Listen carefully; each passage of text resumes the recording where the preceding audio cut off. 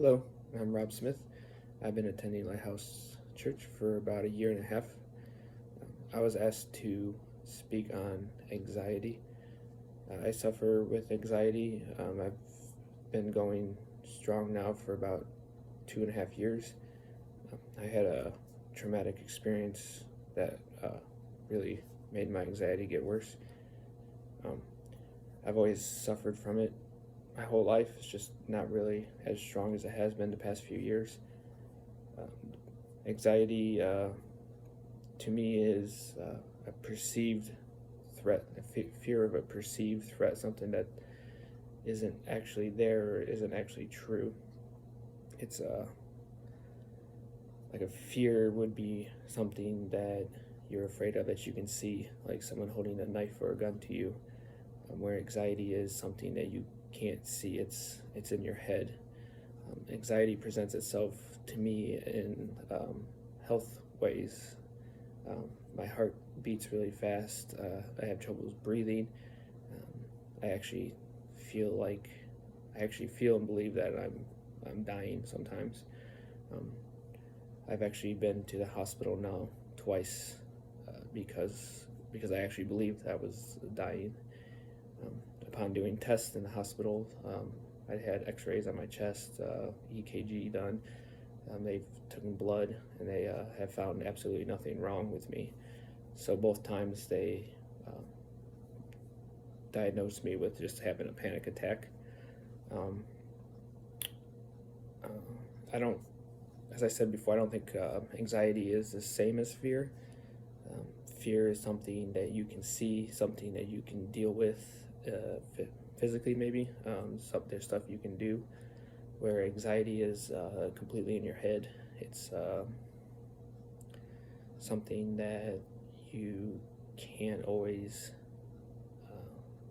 put your finger on what's exactly going on. Uh, Also, fear or anxiety is, at least for me, something that is constant. Um, it's not always as strong, but it's always in the back of my head that it's there. Just like this morning when I woke up, I was having a little bit of issues, or I thought I was having issues breathing, and it was very mild, but there's always the thought that it would get worse, and that almost makes the anxiety worse. Thinking that the panic attacks will come will make my anxiety feel worse. Um, but I've noticed that it's interesting to me, anyways, that how that works. Like it seems like anxiety issues tend to be run in the family, and that's I guess genetic, as they call it, and that's interesting to me that God would make it that way, so that way we have people to lean on.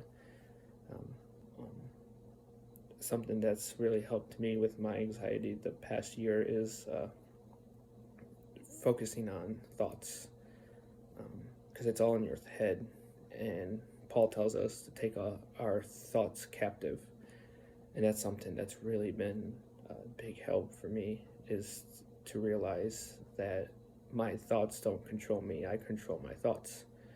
Um, Jesus, Jesus died to give us uh, that authority over the worldly things, as far as like our thoughts are concerned. We don't have to live slave to our thoughts. We can have godly thoughts instead, and that's been a huge help. There was one time I can feel the anxiety coming, and there was one time I was driving home from work and I could feel attack coming on, and so I stopped and I started praying, and I also remembered what Paul said about being grateful in all things, and to be grateful in our suffering because it makes us stronger in Christ. And so I truly thanked God for the panic attack that was coming. I thanked Him for it. I thanked Him for the opportunity to grow stronger in Him, to be able to, the opportunity to trust Him. And I started to feel better, and I just smiled and I thanked God, and I said, "Bring it on," and it just went away immediately. That doesn't mean that the anxiety has gone away, but it's manageable. Um, I can feel it coming. Just last night, I felt it coming on pretty strong, and I talked to myself, told myself that it's not real, that it's not actually happening, it's fake, that God has me in His hands, even if it is real, and there's absolutely nothing that can be done to me that can hurt me spiritually. Physically, I can be hurt, but spiritually, there's nothing anyone or anything can do. Satan tells us a lot of lies. He tells us a lot of lies, and it's our choice whether or not we're going to believe him or if we're going to believe the truth that Jesus speaks to us. And I choose to believe the truth, even though there's times where that can be hard to do. It's important that we do that, because without that hope, we have nothing. So with anyone dealing with anxiety, speak truth to yourself. Tell yourself who you are in Christ. Don't let the enemy or yourself tell you anything differently. You are loved, you are cared for, and you are in the hands of a very caring and very loving God. And let that be your strength. Let that be your truth. And let that be your life. Thank you for listening.